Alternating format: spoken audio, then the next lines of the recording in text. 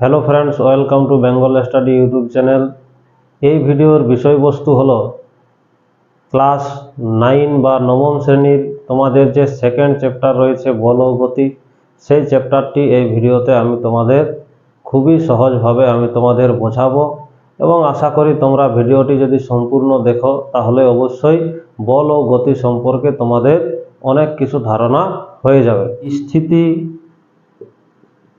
ও গতি, স্থিতি ও গতি বলতে আমরা কি বুঝি? তো স্থিতি সম্পর্কে তোমাকে জানতে হলে স্থির বস্তু জানতে হবে, স্থির বস্তু কাকে বলে সেটা জানতে হবে, এবং গতি তোমাকে জানতে হলে গতিশীল বস্তু কাকে বলে সেটা তোমাকে জানতে হবে। তাহলে এখানে স্থিতি যদি কাকে বলা হয় বা স্থিতি কি, এটা জানতে হলে তোমাকে স্থির বস্তু সম্পর্কে তোমাকে জানতে হবে যে স্থির বস্তু কাকে বলে। তো স্থির বস্তু আমরা কাকে বলি? সময়ের সঙ্গে এবং পারিপার্শ্বিকের সাপেক্ষে যদি কোনো বস্তু স্থান পরিবর্তন না করে তাহলে সেই বস্তুকে আমরা স্থির বস্তু বলবো।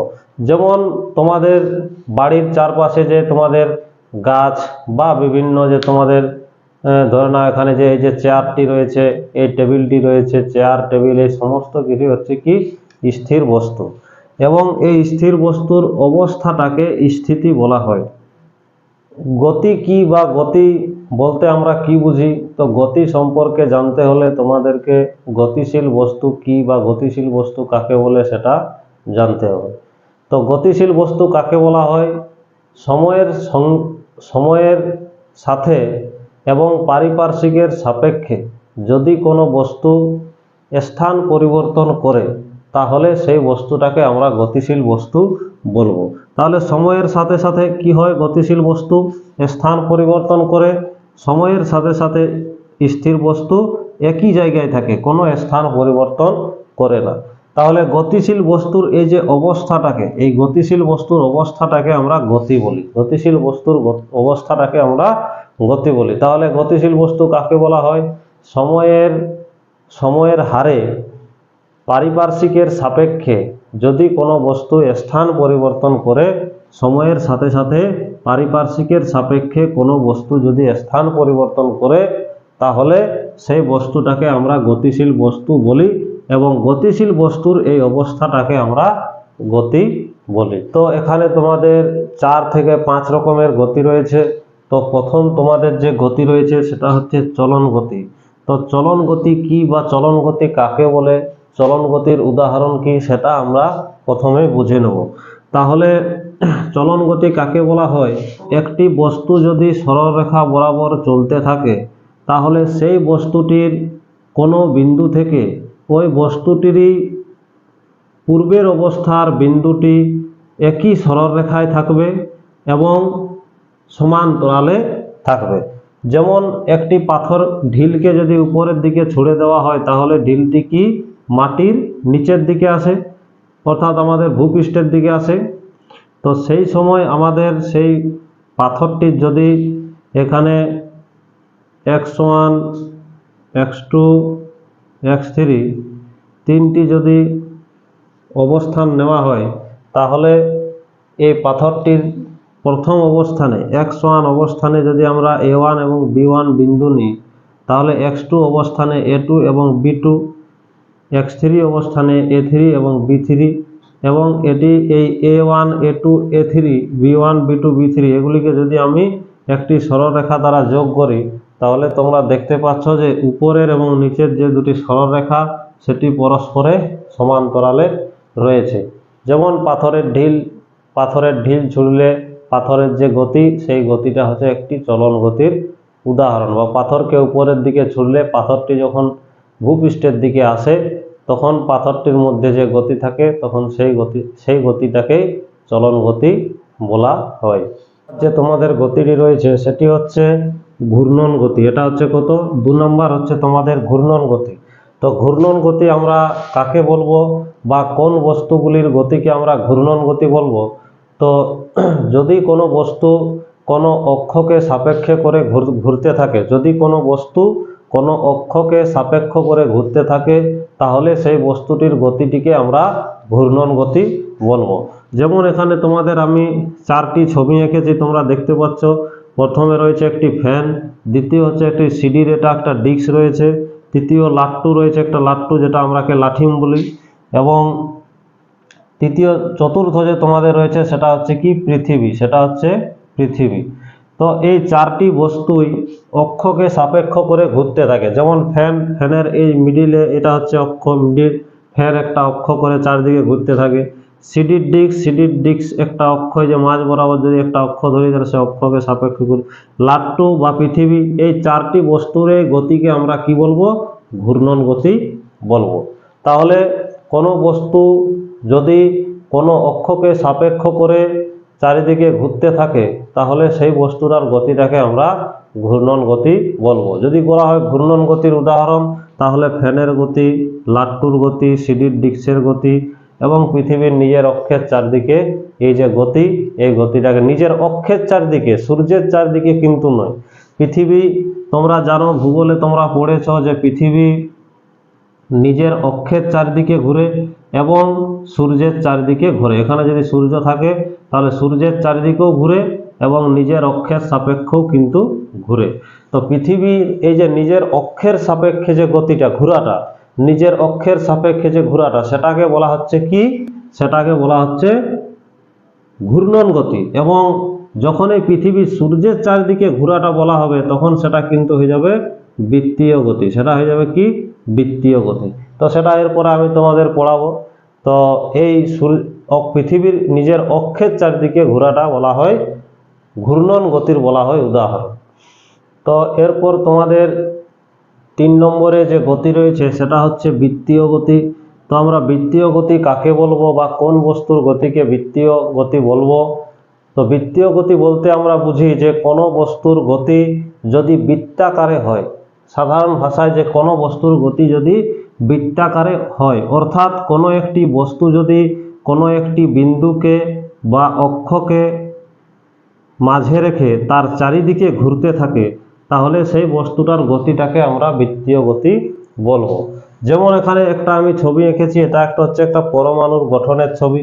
এই মাঝে রয়েছে তোমাদের মাঝে রয়েছে নিউক্লিয়াস, এবং নিউক্লিয়াসকে কেন্দ্র করে চারিদিকে এই যে ইলেকট্রন কণাগুলি ঘুরছে কক্ষপথ বরাবর কি হচ্ছে? ইলেকট্রন কণাগুলি ঘুরছে। তো এরকমই আমাদের কি হয়? মাঝে সূর্য থাকে এবং চারিদিকে গ্রহগুলি কি হয়? বৃত্তাকার পথে ঘুরতে থাকে। এই হলো আমাদের পৃথিবী, আর মাঝে এখানে তোমাদের রয়েছে সূর্য। তাহলে সূর্যকে কেন্দ্র করে বা মাঝে রেখে পৃথিবী আমাদের চারদিকে কক্ষপথ বরাবর ঘুরে। সেই রকম নিউক্লিয়াসকে মাঝে রেখে ইলেকট্রন চারদিকে ঘুরতে থাকে। তো এখানে এই ইলেকট্রনের গতি এবং এই পৃথিবীর গতি, এই দুটি গতিকে বলা হবে কি? বৃত্তীয় গতি বলা হবে। এই দুটি গতিকে বলা হবে বৃত্তীয় গতি। কারণ এই পৃথিবীর কেন্দ্রে থাকে সূর্য এবং পৃথিবীকে কেন্দ্র করে সূর্যকে কেন্দ্র করে পৃথিবী চারিদিকে ঘুরতে থাকে, এবং এখানে কেন্দ্রে থাকে নিউক্লিয়াস এবং এই নিউক্লিয়াসকে কেন্দ্র করে ইলেকট্রনগুলি চারিদিকে ঘুরতে থাকে। তাহলে এই ইলেকট্রনের গতি এবং পৃথিবীর গতি, সূর্যের চারদিকে পৃথিবীর গতি, এই দুটি গতি হলো বৃত্তীয় গতির উদাহরণ। তো তোমাদের এখানে প্রশ্ন থাকে মাধ্যমিকে যে একটি বৃত্তীয় গতির উদাহরণ দাও, তাহলে তোমরা বলবে যে সূর্যের চারিদিকে পৃথিবীর গতি হলো বৃত্তীয় গতির উদাহরণ, বা নিউক্লিয়াসের চারিদিকে ইলেকট্রনের গতি হলো বৃত্তীয় গতির উদাহরণ। এরপর যদি ঘূর্ণন গতির কথা বলা হয় তাহলে কিন্তু সেখানে হবে ঘূর্ণন গতির একটি উদাহরণ, তাহলে লাট্টুর গতি বা পৃথিবীর নিজ অক্ষের চারিদিকে গতি, তখন কিন্তু সূর্যের চারিদিকের গতি হবে না। এই দুটা জিনিস কিন্তু তোমরা ভালোভাবে ক্লিয়ার করে নাও যে পৃথিবী নিজের অক্ষের চারিদিকে যদি ঘোরে তাহলে সেটাকে ঘূর্ণন গতি বলা হয়, এবং পৃথিবী যদি কক্ষপথ বরাবর সূর্যের চারিদিকে ঘুরে তাহলে সেই গতিকে বৃত্তীয় গতি বলা হয়। এরপরে আমি তোমার যেটা ইম্পর্টেন্ট তোমাদের প্রায় পরীক্ষায় থাকে যে বৃত্তীয় গতি ও ঘূর্ণন গতির মধ্যে পার্থক্য। বৃত্তীয় গতি ও ঘূর্ণন গতির মধ্যে পার্থক্য, এই প্রশ্নটা তোমরা লিখে রাখবে এবং এই প্রশ্নটার অ্যান্সার হয়তো তোমরা বইয়ে তোমরা পেয়ে যাবে, এবং এটা তিনটা তোমরা পার্থক্য কিন্তু অবশ্যই মুখস্থ করে রাখবে। কারণ পার্থক্য যদি এই বৃত্তীয় গতি এবং ঘূর্ণন গতির থাকে তাহলে 2 নম্বর থাকবে, তো 2 নম্বরে তোমরা 2টা বা 3টা পার্থক্য কিন্তু লিখতে পারো, কোনো অসুবিধা নেই। পরে তোমাদের 4 নম্বরে যে গতি রয়েছে সেটা হলো মিশ্র গতি। তো এটা খুবই ইম্পর্টেন্ট, তোমাদের পরীক্ষায় শর্ট প্রশ্ন এখান থেকে আসে যে একটি মিশ্র গতির উদাহরণ, বা মোটরসাইকেলের চাকার গতি কি গতির উদাহরণ, বা বাসের চাকার গতি কি গতির উদাহরণ, এরকম বা বিভিন্ন তোমাদের চাকরির পরীক্ষায় কিন্তু এই প্রশ্নটা প্রায় আসে। তো মিশ্র গতি হচ্ছে কি, যে গতির মধ্যে ঘূর্ণন গতি এবং চলন গতি দুটিই দেখা যায়। যে গতির মধ্যে ঘূর্ণন গতি এবং চলন গতি, বৃত্তীয় গতি কিন্তু না, যে গতির মধ্যে ঘূর্ণন গতি এবং চলন গতি দুটি গতিই দেখা যায়, সেই গতিটাকে মিশ্র গতি বলা হয়।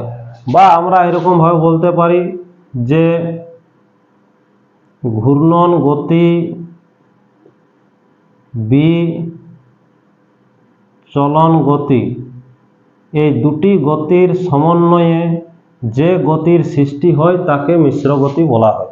ঘূর্ণন গতি এবং চলন গতি এই দুটি গতির মিশ্রণে বা সংমিশ্রণে যে গতির সৃষ্টি হয় তাকে মিশ্র গতি বলা হয়।